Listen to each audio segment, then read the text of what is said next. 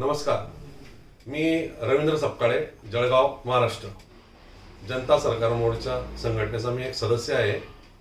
तरी आज म्हणजे उद्याच्या तारखेला 15 जानेवारी 2026ला महानगरपालिकेच्या महाराष्ट्रामध्ये मतदान आहेत. तर त्या विषयावर मी थोडं बोलतो की मतदार लोकांनी काय काळजी घ्यायला पाहिजे, उमेदवार कसा असायला पाहिजे. बहुतेक ठिकाणी आता भ्रष्ट उमेदवार अशी बहुतांश लाईनच लागलेली आहे. तर त्या संदर्भात उमेदवार हा निवडून आल्यानंतर दुसऱ्या पक्षांमध्ये जातो, सहज जातो आणि त्याला कोणतीच मर्यादा नसते आणि कायद्याने पण त्यांना मर्यादा घातलेली नाहीये. तर आमचं असं म्हणणं आहे की जसा हा पक्ष सोडून गेल्यानंतर आणि त्याने भ्रष्ट कायद्याला साथ दिल्यानंतर त्या व्यक्तीला मतदारांना त्या उमेदवाराला घरी बसवण्याचा वापसीचा अधिकार असायला पाहिजे. इलेक्शन असं असायला पाहिजे आणि येणाऱ्या भविष्याच्या काळामध्ये इलेक्शन कमिशनला आम्ही त्या संदर्भात लेटर पण लिहिणार आहेत आणि लोकांनी असा कायदा करून घ्यायचा आहे. आणि आता जळगावमध्ये बरेच उमेदवार हे 12 उमेदवार जवळजवळ बिनविरोध निवडून आलेले आहेत. तरी लोकांनी या म्हणजे जे निवडून येतील आणि जे बिनविरोध आलेले आहेत या सर्व लोकांनी स्टॅम्प पेपरवर लिहून घ्यायला पाहिजे की आमच्यासाठी तुम्ही काय करणार आहे. बहुतांश आता ज्या गोष्टीसाठी लोक डिप्रेशनमध्ये येतात, संकटामध्ये येतात किंवा आत्महत्या करतात, त्या विषयावर कोणताही उमेदवार बोलत नाही. तसं मी आता म्हणजे तुम्हाला थोडं स्पष्टीकरण देतो. लोकांच्या घरात जे पाणी येतं त्या पाण्यामुळे आजार वाढत आहेत. तर ह्या पाण्यासाठी इतके बंधनं सरकार निर्माण करत आहे. अमृत योजना यांनी इथे आणली. अमृत योजनेची कोणत्याही प्रकारची गरज नव्हती. जी योजना पाईपलाईन जी आधी चालू होती पाण्याची तीच योजनेमध्ये दुरुस्ती करायची होती. आणि आम्ही भविष्यामध्ये पाणी या विषयावरून आंदोलन करणार आहेत आणि पूर्ण भारतात, नुसतं जळगावात नाही तर पूर्ण भारतात पाण्यावरून आम्ही आंदोलन करणार आहेत. जसं महात्मा गांधींनी मिठावरून केला होता. तर आता लोक म्हणतील पाणी हा विषय तर किरकोळ आहे. तर मी प्रत्येक मतदाराला सांगतो की तुम्ही तुमचा नगरसेवक, आमदार आणि खासदार या तिघांकडून तुम्हाला मागणी करायची की पाण्यासाठी आम्ही कोणताही टॅक्स देणार नाही आणि पाण्यासाठी आम्ही कोणताही कागद पण देणार नाही. कारण जो या भागात जन्मला त्याचा पाण्यावर पूर्ण 100% अधिकार आहे. त्याच्यावर कोणाचंही नियंत्रण किंवा बंधन किंवा टॅक्स असायला नको, याची मागणी नगरसेवकांकडून लोकांनी करायला पाहिजे. लोकांना हे मुळीच कळत नाहीये आणि जनसुरक्षा कायदा महाराष्ट्र सरकारने केलेला आहे. आता हे जे राज्य सरकार आणि केंद्र सरकारमध्ये जे लोक बसलेले आहेत म्हणजे आमदार आणि खासदार, हे काय करतात, कायदा पास करून घेतात आणि कायदा पास केल्यानंतर त्याची 3 ते 4 वर्षांनी अंमलबजावणी सुरू होते. जनसुरक्षा कायद्यामध्ये मी लेटर लिहिलेले आहेत, कलेक्टर यांना पण लेटर लिहिलेले आहेत, मुख्यमंत्री यांना पण लेटर लिहिलेले आहेत की हा कायदा रद्द झाला पाहिजे. याच्यानंतर मुख्यमंत्र्यांनी त्याच्यावर समिती नेमली.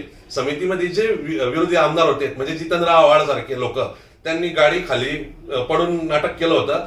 ते याच्यासाठी नाटक केलं होतं की हे म्हणजे नाना पटोले पण त्यांच्यामध्ये होता. त्यांनी जे विरोधकांची भूमिका होती याच्यावर हा कायदा एकदम व्यवस्थित आहे अशी सिग्नेचर करून दिली आमच्या वतीने. म्हणजे आम्हाला अशा म्हणजे डुक्कर आणि कुत्रा स्वरूपाची वागणूक दिली जाते विरोधी आमदारांकडून. लोकांचं, मतदारांचं या गोष्टीकडे लक्ष नाहीये. आणि अजून 8 ते 10 दिवसांनी, दर 10-15 दिवसांनी विमान फिरत असतं आकाशामध्ये. ते कोणत्या केमिकलचा फवारा करत आहे हे आपल्या जळगाव जिल्ह्याच्या कलेक्टरला लेटर लिहून लेखी विचारायचं आहे. कारण ती फवारणी झाल्यानंतर दुपारी किंवा संध्याकाळी दम घुटतो, श्वास कोंडल्यासारखा वाटतो, बीपी कमी जास्त होतो. हा कोणता प्रकार आहे? हा काय प्रकार आहे? लोकांचं मोबाईलमध्ये डोकं घुसतं. जरा आकाशात रोज 3 वेळा बघत जा. हे नगरसेवक, आमदार आणि खासदारांना हे प्रश्न तुम्ही विचारा किंवा तुम्ही विमान प्राधिकरणाला पण हे प्रश्न तुम्ही विचारू शकता. कारण अजून इथे मागच्या 10 वर्षामध्ये रस्त्याची झाडं तोड झालेली आहेत. ती झाडं कोणत्या ठिकाणी लावली ती मतदारांनी बघायची आहे आणि ती जबाबदारी नगरसेवक आणि आमदारांनी पार पाडायची आहे. ते झाडं कुठे लागले आम्हाला बघायचे आहे.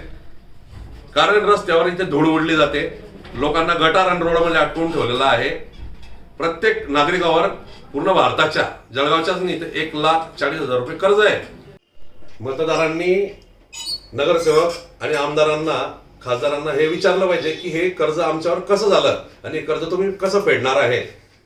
एकनाथराव खडसे यांनी विधानसभेत हा प्रश्न विचारला होता, तर त्यांना उत्तर देण्यात आलेलं नाहीये. येणाऱ्या महानगरपालिकेच्या निवडणूकमध्ये आता मुंबईमध्ये जे राज ठाकरे आणि उद्धव ठाकरे यांच्या सभा झाल्या, त्या सभेमध्ये ते लोक बोललेले आहेत, ते दबावामध्ये आहे. ते पूर्ण गोष्ट तुम्हाला सांगत नाहीये. राज ठाकरे आणि उद्धव ठाकरे बोलले, जर तुम्ही यावेळेस चुकले तर ही शेवटचं इलेक्शन आहे. याचा अर्थ काय होतो तुम्ही विचार करत आहे का? तुम्ही विदेशी कंपन्यांच्या ताब्यात गेलेले आहात. आपल्याला 1947ला स्वातंत्र्य भेटलेलं नाहीये. ही तुम्ही जे आज ज्याच्यामध्ये काम करत आहात ही एक कंपनी आहे आणि या कंपनीचे इन्चार्ज जॉर्ज किंगचे उत्तराधिकारी म्हणजे राणी, आता ती राणी वारली, त्यांचा मुलगा चार्ल्स तो आहे.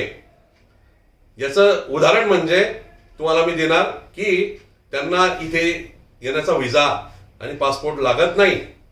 आता तुम्हाला कशा प्रकारे समजावून सांगायचं? तुम्ही आम्हाला एक तर तुम्ही बोलवा मतदारांनो की ह्या मला थोडं समजून सांगा, कारण हा तुमच्या भविष्याचा प्रश्न आहे. तुम्ही लोकांना विदेशी कंपन्या आजारी कसं पडलं जाईल याचे नियोजन शोधत आहे. तुमच्या शहरामध्ये झाडं लागले पाहिजे दोघं बाजूने, आणि तुमचे जे बगीचा आहे म्हणजे जसं जळगावमध्ये ट्रॅफिक गार्डनचा बगीचा आहे, हे ठिकाणी तुम्ही आंदोलन केलं पाहिजे आणि ट्रॅफिक गार्डनच्या ठिकाणी बगीचाच झाला पाहिजे आणि तिथे झाडच लावली गेली पाहिजे. कारण झाडं आहेत म्हणून आपण आहे ही गोष्ट लक्ष ठेवली पाहिजे. आणि जळगावमध्ये आजच्या तारखेला जे कुत्र्यांचा बंदोबस्त करण्याचा प्रयत्न केला जातोय आणि त्यांना इंजेक्शन दिले जात आहेत, तर त्यांना ते इंजेक्शन पागल करण्यासाठी दिले जात आहेत आणि ते पागल झाल्यानंतर ते कुत्र चावत आहे. त्या 4 पायांच्या प्राण्यांचा बंदोबस्त झाला की तुमचा 2 पायांच्या लोकांचा बंदोबस्त होणार आहे. त्यामुळे कुत्र्यांना पकडणे, कुत्र्यांना शहराबाहेर काढणे हे पूर्णतः चुकीचे आहे. मी एक्सप्लेनेशन द्यायला तयार आहे, पत्रकार परिषद घ्यायला तयार आहे या विषयावर.